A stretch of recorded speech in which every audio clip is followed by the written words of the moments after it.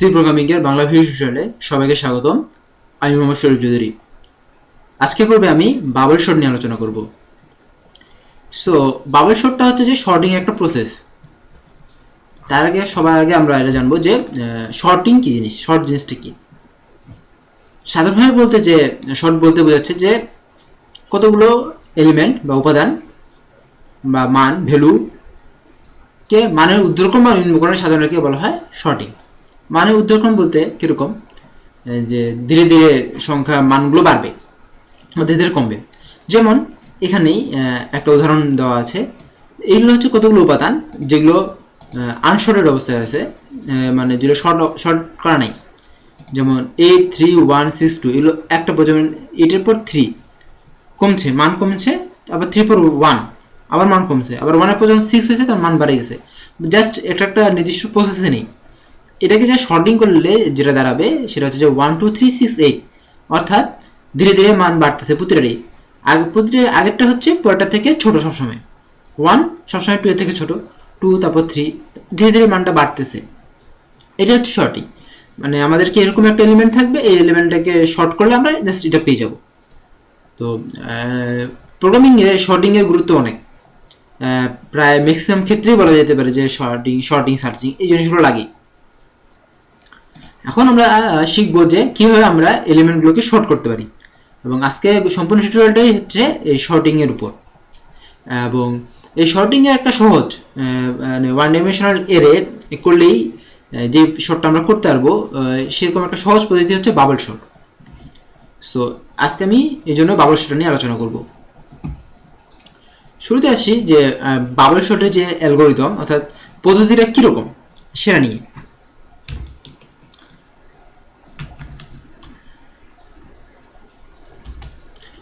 Bubble short কিন্তু খুব একটা কঠিন প্রসেস না, খুব একটা সহজ প্রসেস আছে। যেমন আমি যদি 8 3 1 6 2 এই জিনিসগুলোকে শর্টিং করতে চাই, তাহলে সেই শর্টটা কিভাবে করব?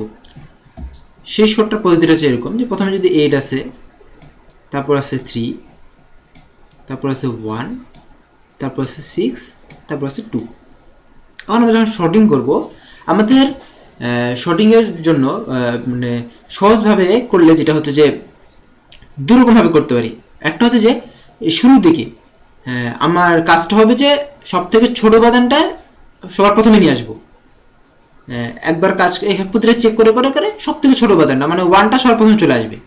তাহলে এই ব্যাপারটা কিরকম হবে যে 1 থাকবে, তারপরে বাকিগুলো থাকবে 8 ধরলাম, 3 6 2 সাধারণভাবে ধরে নিলাম এরকম। তারপরে এবার কাজটা কি হবে যে 1 তো শেষ হয়ে গেল, তারপরে কাজটা হবে পরের উপাদানটা এইখানে চলে আসবে, তারপর 1 2, তারপর 8 3 6, তারপরে উদাহরণ হবে যে 1 2 3 8 6, তারপরে উপাদানটা হবে এইভাবে 1 2 3 6 8। এটা সাধারণ একটা কথা বললাম, আসলে এভাবে হবে না, ঠিক এভাবে হবে না। মানে এভাবে যদি করি আমরা তাহলে কিন্তু খুব তাড়াতাড়ি শর্টিং করতে পারবো। মানে একটা প্রসেসে যেতে লাগবে, যেটাই করি না কেন সেটা প্রসেস যেতে হবে। আবার এমন হতে পারে যে সবার সবথেকে কম উপাদানটা আমি শুরুতে না নিয়ে সব থেকে বড় উপাদানটা আমি শেষ থেকে নিচ্ছি, যে সব থেকে একটা চেকিং করে সব থেকে যে বড় উপাদানটা থাকবে সেটা সবার শেষে চলে যাবে, তার থেকে কম উপাদানটা এখানে চলে আসবে। মানে ঠিক এই প্রসেসটা উল্টো প্রসেসটা। তো যেটাই করি না কেন সেটা একটা প্রসেসে যেতে লাগবে, এবং এই প্রসেসটাই হচ্ছে বাবল শর্টের প্রসেস। সো এবার আসবো যে বাবল শর্টের মূল প্রসেসটা কিরকম। বাবল শর্টের মূল প্রসেসটা হলো এরকম যে আমাদের যে এলিমেন্টগুলো আছে 8 3 1 6 and 2। বাবল শর্টের মেকানিজমটা হচ্ছে এরকম ঠিক যে প্রথমে আমরা চেক করব এই উপাদানটা এখন আমরা চেক করব সবার এর শুরুর যে উপাদানটা থাকবে সেই উপাদানটাকে আমি সবসময় চেক করবো বাকি উপাদানগুলো দিয়ে। যখনই ছোট পাবো তখনই ইন্টারচেঞ্জ করে ফেলবো। ইন্টারচেঞ্জ করলে কি হবে, সবার প্রথম উপাদানটা সবসময় ছোট থাকবে। কিরকম, ফার্স্ট আমাদের যে কাজটা হবে যে এটা চেক করবে তার নেক্সট এলিমেন্টের সাথে, অর্থাৎ প্রথমে চেক করবে 8 3 সাথে চেক করবে। যদি আমার কাজ হচ্ছে যে এখানে সবথেকে ছোট মানটা আনা, তার মানে কি এরা যদি কখনো এটা থেকে বড় হয়ে যায় তাহলে আমরা ইন্টারচেঞ্জ করে ফেলবো। অর্থাৎ এখানে দেখা যাচ্ছে যে 8 আর 3 মধ্যে 8 বড়, কিন্তু আমাকে এখানে আনতে হবে কমটা। সো এখানে আমাদেরকে ইন্টারচেঞ্জটা করতে হবে। অর্থাৎ যখনই আমার প্রথম এই এলিমেন্টটা বড় হয়ে যাবে, যে এটা চেক করতেছি সেই এলিমেন্টটা থেকে, তখনই আমাদেরকে ইন্টারচেঞ্জটা করতে হচ্ছে। সো এখন আমরা করব কি, এটাকে ইন্টারচেঞ্জ করে ফেলবো। ইন্টারচেঞ্জ করলে কি হচ্ছে যে মানটা দাঁড়াবে যে 3 8 1 6 2। এখন দেখা গেল যে এই দুটোর মধ্যে কি হলো যে সবথেকে ছোট উপাদানটা এখানে চলে আসলো। সো আমার কিন্তু ফার্স্ট ধাপে সেকেন্ড এলিমেন্টের সঙ্গে চেক করা শেষ হয়ে গেছে। এবার কাজটা আমি থার্ড এলিমেন্টের সঙ্গে চেক করব। থার্ড এলিমেন্টের সঙ্গে আমি যখন চেক করব, তো এটা চেক করবে থার্ড এলিমেন্টের সঙ্গে। আবারও দেখা যাচ্ছে যে 3 বড় 1 এর থেকে, 3 1 এর থেকে বড়। সো আমাদের কাজটা যেহেতু যে ওইখানে সবথেকে কম মানে না, সো সেক্ষেত্রে এখানেও ইন্টারচেঞ্জ করতে হবে। ইন্টারচেঞ্জ করলে কি হবে, ঠিক 1 এখানে চলে আসবে, 3 এখানে চলে আসবে, মাঝখানে 8 যেখানে ছিল 8 6 and 2 ঠিকই থাকবে। এবার কাজটা কি, তারপরের উপাদানটার সঙ্গে চেক করা, অর্থাৎ 6 এর সঙ্গে চেক করা। এবার এক চেক করবে 6 এর সাথে। দেখুন এখানে কিন্তু এক ছোট, 6 বড়, এই ক্ষেত্রে আমাদের ইন্টারচেঞ্জের কোনো দরকারই হচ্ছে না। যেহেতু ইন্টারচেঞ্জের কোনো দরকার হচ্ছে না, সেহেতু এই লাইনটা পুরোপুরিভাবেই অক্ষত থাকবে, তো কোনো প্রকার চেঞ্জ হবে না। সো এরকম ভাবে চলে আসলো। এবার দেখা যাক ব্যাপারটা কি হচ্ছে। পরের ধাপে কি হবে, যে 1 চেক করবে 2 এর সাথে, এবং সেম প্রসেসে যেহেতু 1 ছোট, সেহেতু আর চেঞ্জ হবে না। তো মোটামুটি ভাবে যখন আমি ফার্স্ট বার চেক করে ফেলবো, এইভাবে একবার আমরা চেক করে ফেলবো, তখন সব থেকে ছোট উপাদানটা এখানে চলে আসবে। এবং এইটার ক্ষেত্রে ফার্স্ট বার পুরোপুরি একবার চেকের ক্ষেত্রে যে মানটা দাঁড়াবে, এরটা যেটা হবে সেটা হচ্ছে প্রথম এলিমেন্টটা হবে 1, পরের এলিমেন্টটা হবে 2, তারপর এলিমেন্টটা হবে 3, তারপর এলিমেন্টটা হবে 6, তারপর এলিমেন্টটা হবে 2। কিন্তু আমাদের তো এটা শর্টিং হলো না, আমাদের কিন্তু একটা শর্টিং ডাটা চাই। এখন আমরা এই শর্টিং ডাটাটা পাবো কিভাবে? এই প্রসেসটা যেটা আমরা অ্যাপ্লাই করছি, সেই প্রসেসটা বারবার অ্যাপ্লাই করে শেষ পর্যন্ত অ্যাপ্লাই করলে পেয়ে যাব। কিভাবে? আমাদের 1 এর কাজ শেষ হয়ে গেছে, সো এবার আমরা 1টা বাদ দিয়ে দেবো। এবার কাজ করব 8 কে নিয়ে, দ্বিতীয় এলিমেন্ট নিয়ে। এবার 8 কাজ করবে, 8 আর 3 এর মধ্যে ফার্স্ট চেকিংটা হবে। 8 আর 3 এর মধ্যে যখন ফার্স্ট চেকিংটা হবে, দেখা যাচ্ছে প্রথম এলিমেন্টটা বড়, পরের এলিমেন্টটা ছোট, সেটা ইন্টারচেঞ্জ। 1 1 এর জায়গায় ঠিকই থাকবে, এখন থেকে প্রতিটা লাইনে 1 1 এর জায়গায় ঠিকই থাকবে। এখন কাজটা হচ্ছে যে 8 আর 3 এর মধ্যে যখন ইন্টারচেঞ্জটা হবে, তখন কি হবে, সেকেন্ড এলিমেন্ট হয়ে যাবে 3, থার্ড এলিমেন্ট হয়ে যাবে 8, তারপর হবে 6, তারপরটা হবে 2। এটার সঙ্গে চেক করা হয়েছে। এবার এটা চেক করবে এটার সাথে। চেক করার ফলে কি হবে, ইন্টারচেঞ্জ হবে না, কোনো প্রকার ইন্টারচেঞ্জ হবে না। কারণ কি, প্রথম এলিমেন্টটা, এই এলিমেন্ট হচ্ছে যে ছোট, এলিমেন্টটা বড়, এই এলিমেন্টটা বড় হলে তখন এই ইন্টারচেঞ্জ হবে। সো আগের ধাপে যেটা ছিল সেটাই থাকি যাবে।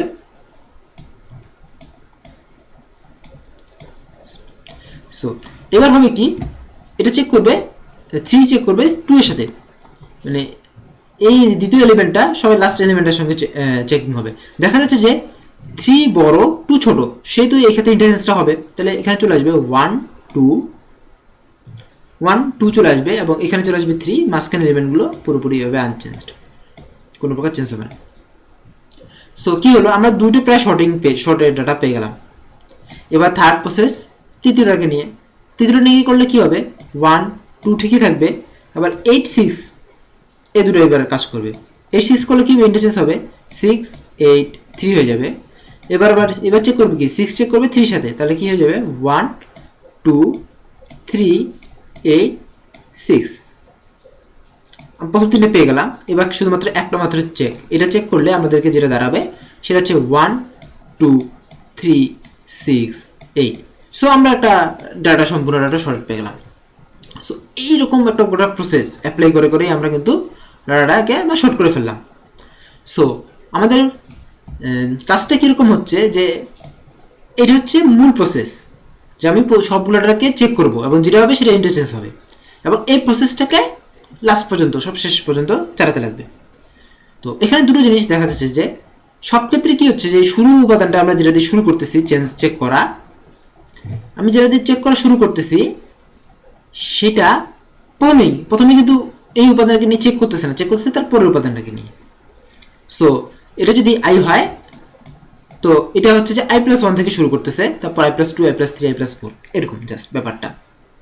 এবং ধীরে ধীরে কিন্তু প্রথমে যখন আমরা এটা নিয়ে চেক করতেছি তারপর আবার কিন্তু এই আইএমটা ইনক্রিজ হয়ে যাচ্ছে।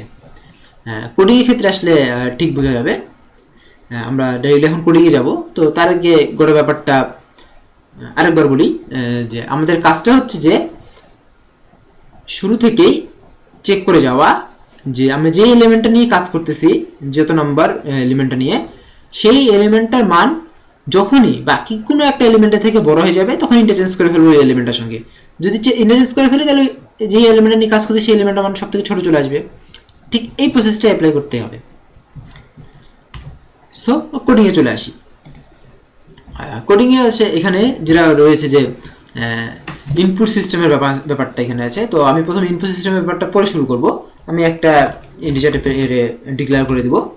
এখানে 5টা উপাদানের একটা অ্যারে আছে, সো a5 ডিক্লেয়ার করে দিলাম। ডিক্লেয়ার করে দিয়ে এই মানগুলো আমরা অ্যাসাইন করে দিচ্ছি 8, 3, 1, 6, 2 অ্যাসাইন করে দিলাম। সো লুপের জন্য আমরা নিব ইন্টিজার i, যে নিলাম। এবার আসবো, দেখুন প্রসেসটা কি ছিল যে প্রতিটাই মানে আমরা চেক করব।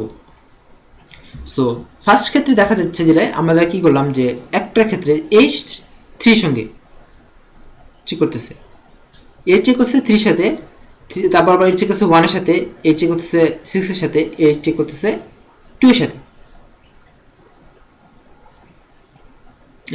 সো এই ডাটাটা হচ্ছে ফিক্সড। সো আমরা একটা i এর মান ধরে নিলাম, যেটা যেই এলিমেন্ট নিয়ে কাজ করব সেটা i এর মান প্রথমে 0 হচ্ছে। তো যদি 0 হয়, আমরা যখন এই এলিমেন্ট নিয়ে কাজ করা শুরু করব তো ফার্স্ট আমরা চেকিং করব কি এর পরের উপাদানে নিয়ে। যখন আমরা এই এলিমেন্ট নিয়ে কাজ করব তো ফার্স্ট চেকিং হবে তার পরের উপাদানে নিয়ে। সো আমাদের কাজটা হচ্ছে পরের উপাদানে নিয়ে শুরু করা। So 4 j equal to i plus 1, i plus 1, i less than, এবং এই চেকিংটা কিরকম কত হবে শেষ পর্যন্ত হবে, 3 থেকে শুরু করে শেষ পর্যন্ত হবে। লেস দেন, এখানে ধরলাম যে আমরা n, n মানে কি, n মানে হচ্ছে 5।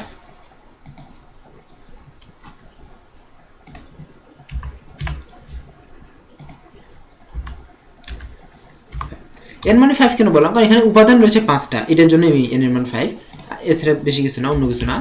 এবং i প্লাস প্লাস দিয়ে দিলাম।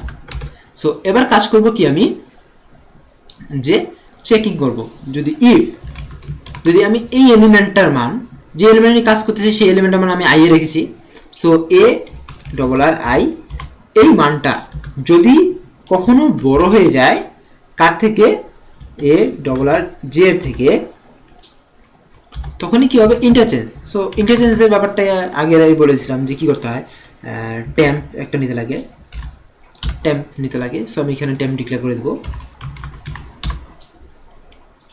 Temp equal to a double R i, তারপর হবে a double R i equal to হচ্ছে a ডবল আর j, এবং a double R j equal to হচ্ছে 10। এইভাবে করলে কি ইন্টারচেঞ্জ হয়ে যাবে এই দুটোর মধ্যে। কখন হবে, যখন এর i এর মানটা বড় হবে। সো এই কাজটা যদি আমি সিম্পলি করে ফেলতে পারি তো এই সম্পূর্ণ উপাদানের সব থেকে বড় যে উপাদানটা সেটা চলে আসবে শুরুতেই। এবং আমি এই মানটা যদি প্রিন্ট করে ফেলি 4 i equal to 0, i less than n, i plus plus, printf % d, comma a double r i। So সেই ক্ষেত্রে আমরা দেখবো যে একটা শর্টিং, আমরা শর্টেড ডাটা পেয়ে যাব, এবং সেই শর্টেডটা হচ্ছে যে প্রথম উপাদানটা শর্টেড হবে।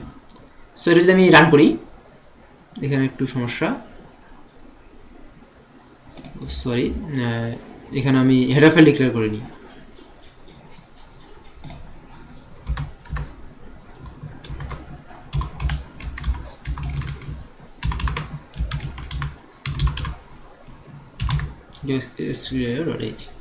সো এই প্রোগ্রামটা আমি রান করব। রান করলে দেখাচ্ছে, সরি প্রবলেম হয়েছে,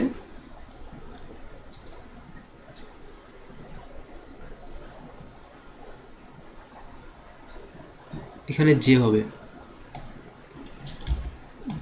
সরি এখানে ভুল করে লিখে ফেলেছি, যে হবে যে সব থেকে ছোট উপাদানটা চলে আসলো। এই লুপটা যেহেতু জের, আমি ভুল করে এখানে আই লিখে ফেলেছিলাম। সো সব থেকে প্রথম শর্টেড উপাদানটা এখানে চলে আসলো, এবং আমি যেটা বলেছিলাম ঠিক সেই উপাদানটা এসেছে। তাই দেখুন এটির সঙ্গে প্রথমে 3 কম্পেয়ার করা হলো, তখন ইন্টারচেঞ্জটা হয়ে গেল, ডাটাটা হয়ে গেল 38162।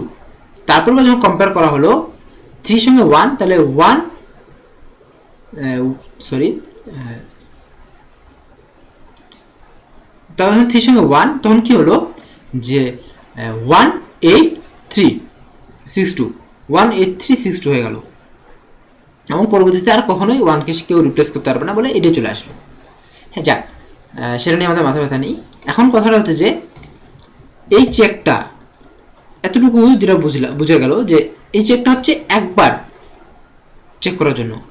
সো পরের বার চেক করার জন্য কি করতে হবে, আই এর মানটা বাড়াতে হবে, এবং দেখুন আই এর মানটা কিন্তু বাড়তে বাড়তে কত চলে আসবে, এটা হচ্ছে n-1, তাহলে n-2 পর্যন্ত আমাদেরকে চেক করতে হবে। এই পর্যন্ত চেক করলে কিন্তু আমাদের হয়ে যাবে, আমাদের কিন্তু এখান থেকে চেক করতে হচ্ছে না, কারণ এর পরবর্তী কোনো উপাদান নেই যেটা আমি চেক করব, এটা হচ্ছে কথা। সো আমি এখানে যদি i এর জন্য কাজটা করি, 4 i equal to 0, i less than n-1 i plus plus, এবং এই সম্পূর্ণ লুপের মধ্যে থাকবে এই সম্পূর্ণ লুপটা, তাহলেই কিন্তু আমরা একটা শর্টেড ডাটা পেয়ে যাব যে 1 2 3 6 8। কিভাবে হলো সেটা বুঝতে গেলে আপনাদেরকে প্রচুর পরিমাণে মাথা খাটাতে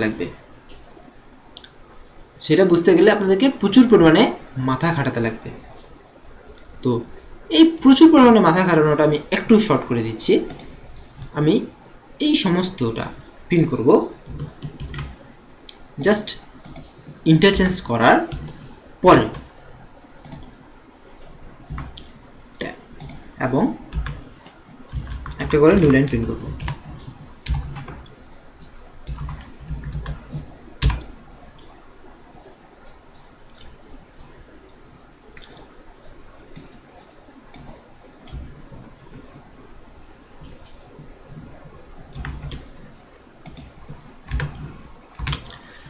সো এবার যদি আমি এটাকে রান করি, সো আমি গোটা প্রসেসটা দেখতে পাবো।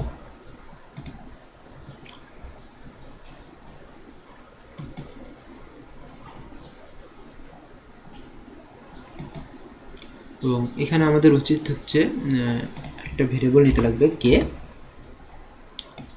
নিয়ে।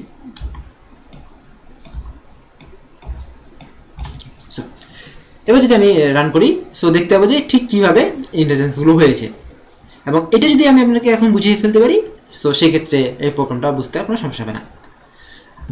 শুরুতেই আসি, আমাদের ডাটা সিস্টেমটা কি ছিল, 83162।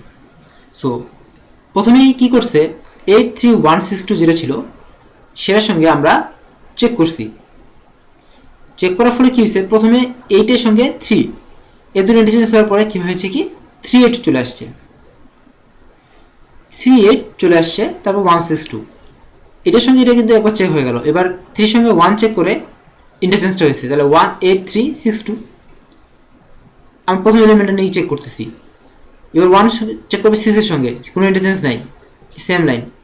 1 চেক করবে 2 এর সঙ্গে, কোনো ইন্টারচেঞ্জ নাই, সেম লাইন।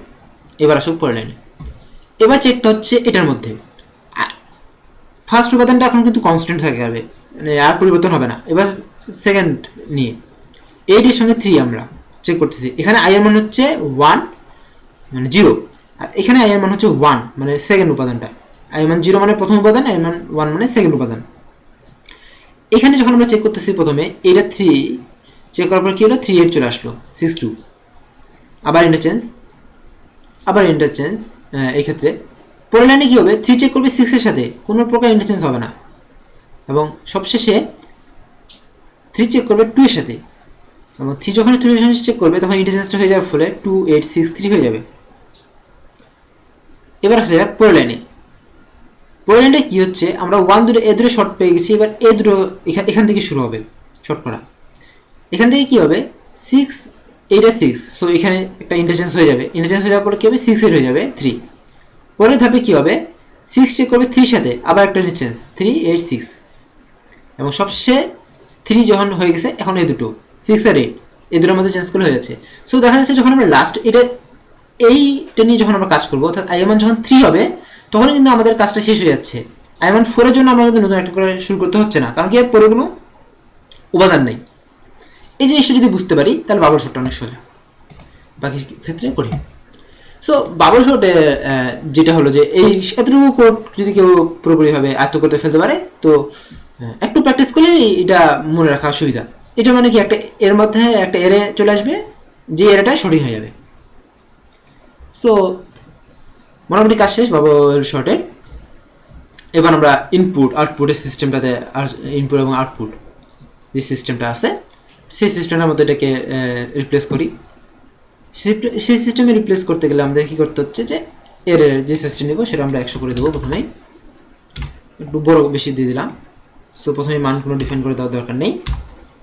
এর মানটা আমরা ইনপুটে নেব এবং i এর মান 0 এখানে দিয়ে দেওয়ার দরকার নেই। এবং আমরা কি করব এর যে হবে সেই মানটা ইনপুটে দেব। সো প্রথমে আমাদের কাজটা হচ্ছে কি এর মানটা ইনপুটে নেওয়া। সো scanf %d, %n, এভাবে আমরা n এর মানটা ইনপুট নিব এবং তারপর ডাটাগুলো শর্ট করব। এবং আর আমরা যেটা শিখেছিলাম যে এখানে যেমন বলা নেই যে ইনপুটের সিস্টেম দেওয়া আছে 5 দেওয়ার পর তারপরে আসবে, তো এখানে বলা নেই যে আমি কতগুলো এভাবে এরে শর্ট করব। সো সেক্ষেত্রে আমরা যেটা কাজ করতে হবে যে ইন্ডো ফাইল ইউজ করতে হবে। তো while, সো আসলে সব ক্ষেত্রে যে ইন্ডো ফাইল আমি ইউজ করে দেখাচ্ছি এটা মূল কারণটা হচ্ছে যে প্রোগ্রামিং প্র্যাকটিস করার জন্য, কারণ প্রোগ্রামিং কন্টেস্টে ইন্ডো ফাইল ইউজ করাটা জরুরি। ম্যাক্সিমাম ক্ষেত্রে ইন্ডো ফাইল আমাদেরকে ইউজ করতে হয়।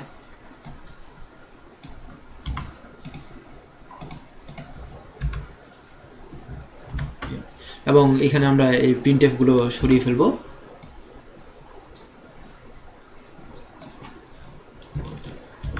এবং এটা এখানে হবে।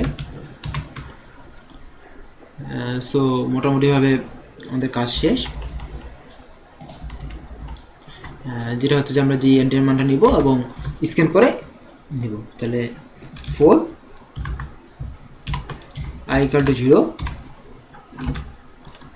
i less than n, i plus plus, এবং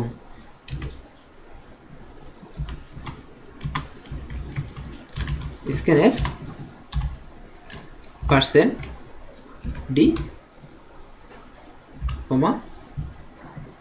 m% a double r চলে আসছে। সো এই কাজটা করলেই আমরা স্ক্যান করে নেওয়া হয়ে যাবে এবং মোটামুটি ভাবে সব কাজ ফুলফিল, সমস্যা হওয়ার কথা না। এখানে আমি i এর মানটা যেহেতু এখানে কাজ শেষ, আবার এখান থেকে শুরু করতে পারবো, কোনো অসুবিধা হবে না।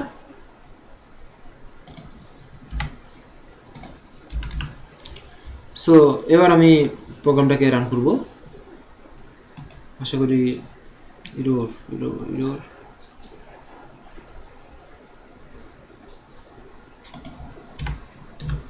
ইকুয়াল চলে আসছে এখানে।